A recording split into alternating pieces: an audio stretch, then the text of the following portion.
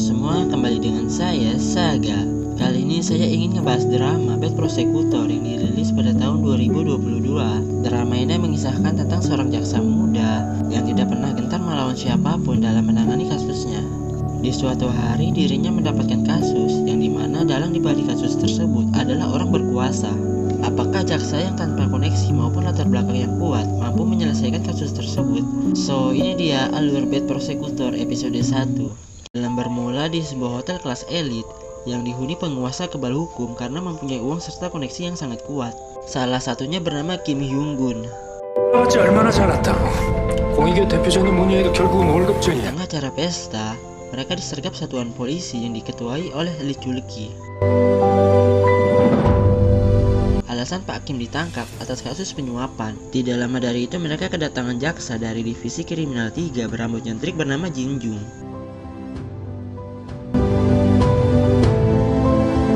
Jin membawa Pak Kim keluar dari hotel serta melepaskan borgol yang ada di tangannya. Di perjalanan Pak Kim penasaran dari mana Jin mengetahui letak keberadaannya.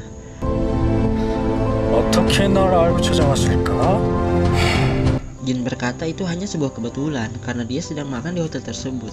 Sebelum pergi, Jin meminta Pak Kim untuk menyembunyikan buku transaksi suap perusahaan yang akan diberikan kepada Hakim Agung sebelum Pak Kim ditangkap oleh pihak berwenang. Karena jika polisi menemukannya, situasi akan berubah menjadi semakin buruk. 만약에 아까 그놈들이 대표님보다 먼저 발견하게 되면 좀 일이 많이 복잡해질 것 같습니다. 그럼 내가 알아서 하지. 예, 알겠습니다. Ketika Pak Kim mengambil buku transaksi suap di sebuah gudang mobil, alih-alih melepaskannya, Jin sengaja melakukan itu agar bisa mendapatkan barang bukti untuk dibawa ke pengadilan. 이게 처음부터 네가 꾸민 연극이었다? 뭐? Tanpa diduga seluruh tempat itu sudah dipenuhi oleh anak buah Pak Kim. 이 나쁜 새끼들은 꼭 하나만 알고 둘은 몰라요. Sebelum menyergap Pak Kim, Jin meminta Chul-ki untuk mengikutinya dari belakang. Namun sayang, Chul-ki bersama rekannya dihadang oleh atasan Jin bernama Shinara. 어디야? Dengan terpaksa Jin harus menghadapi mereka semua. Satu persatu Jin kalahkan mereka dengan mudah, hingga suatu ketika tersisalah Pak Kim seorang diri. Namun itu bukanlah ancaman.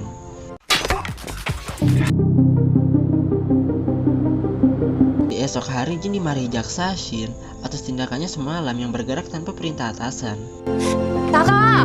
나가서 심했었어. Berflashback ke masa lalu, di hari guru Jin melihat sang wali kelas membuang amplop yang diberikan temannya sementara kado dibawa pulang olehnya. Atas ketidakadilan tersebut, Jin mengganjal pintu mobil wali kelas dengan sebuah kertas. 누구야? Hingga beranjak dewasa ketika turnamen kendo, Jin dikalahkan tanpa sebab karena lawannya putra kedua dari Asosiasi Kendo Korea. Jin memutuskan untuk menjadi jaksa agar bisa menghukum para penjahat, lebih tepatnya membersihkan para koruptor yang kebal akan hukum.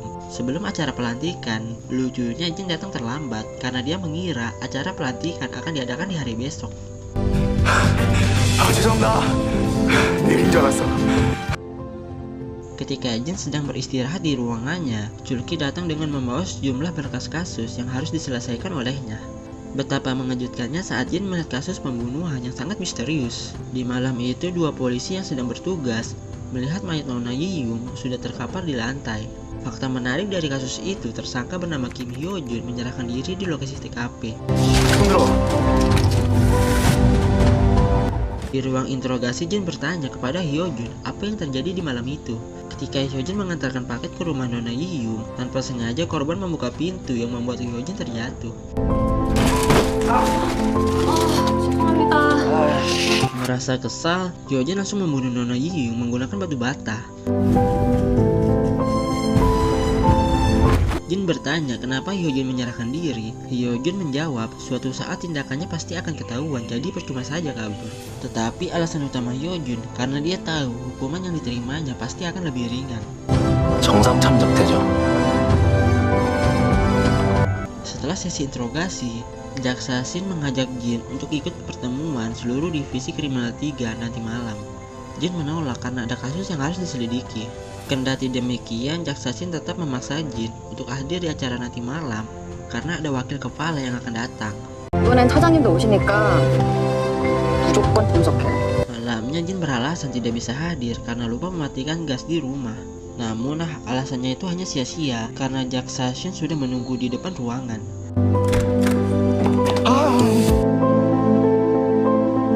tahap pertemuan, Jin melakukan perbuatan yang tidak sopan di hadapan wakil kepala.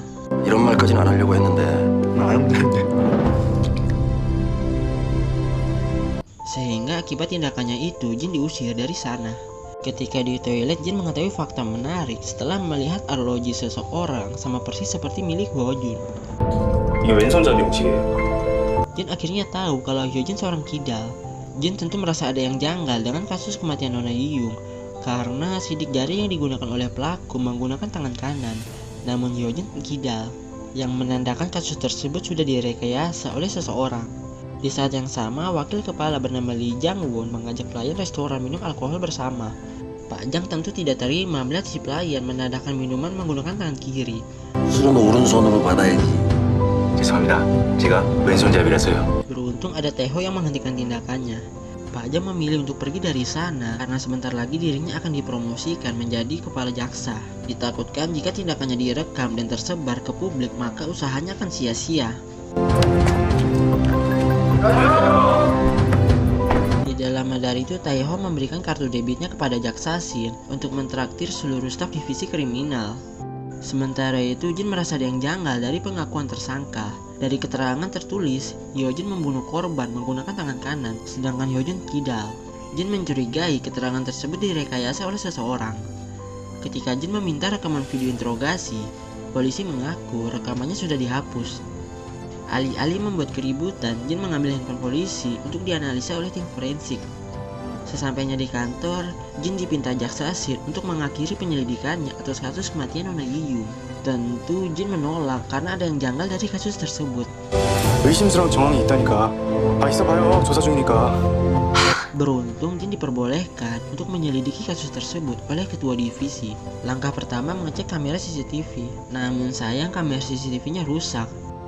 Melalui investigasi tim forensik mengetahui bahwa polisi itu mendapatkan sejumlah uang yang begitu besar dari seseorang. Langkah selanjutnya menculik polisi itu dan membawanya ke suatu tempat. Di saat yang sama, Pak Jang meminta Taeho untuk segera menutup kasus kematian Nona Yiyung. Sebaliknya, Taeho menduga kematian Nona Yiyung ada kaitannya dengan pencalonan Pak Jang menjadi kepala jaksa. 빨리 마무리 지으시라 하시는 이유 혹시 지검장 내정 때문이십니까?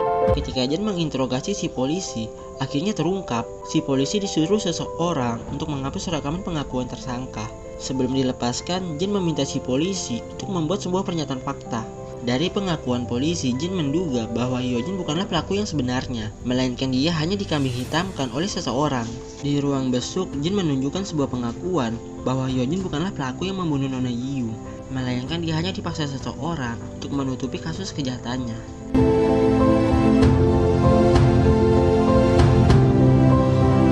Kendati demikian, Hyojun masih berpura-pura menjadi tersangka.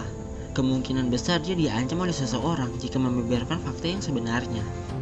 Melalui sebuah berita, Jin yang menangani kasus Nona Yiyung dianggap tidak kompeten dalam menangani kasus tersebut. Yang selaku wakil kepala men-skor Jin dalam beberapa minggu ke depan. 진 검사는 잠깐 집에서 좀 쉬고. Jaksa yang menggantikan Jin dia adalah Do Hwan. Jin meminta jaksa Do untuk menunda sidang kasus tersebut karena dia menduga kasus itu sudah direkayasa dari awal oleh seseorang yang berkuasa. 공판 연기 시점부터 감사합니다 선배님. Tanpa disangka, keesokan harinya sidang keputusan ditetapkan bahwa Hyojun resmi menjadi tersangka. Alasan jaksa Do melakukan itu karena dia dijanjikan akan menjadi wakil kepala oleh Pak Jang. Film diakhiri, Jin bertanya alasan jaksa Do melakukan penetapan sidang. Menurut jaksa Do, sikap Jin yang selalu menegakkan keadilan itu adalah sebuah kesalahan karena dunia hukum tempat orang yang melakukan kejahatan dan memanipulasi kasus hanya untuk mencapai puncak. Koneksi dan latar belakang yang kuat akan berkuasa, sementara yang lemah harus dikorbankan. 올라갈 수만 있다면 그 어떤 사건도 덮고 조작할 수 있는 곳이니까. Melihat ketidakadilan di matanya, Jin berjanji akan menjatuhkan mereka semua yang terlibat dalam kasus kematian Nona Yiyung. Dan cerita pun selesai. Terima kasih untuk kalian semua yang sudah menonton video ini hingga akhir. Sampai jumpa lagi di next episode. See you.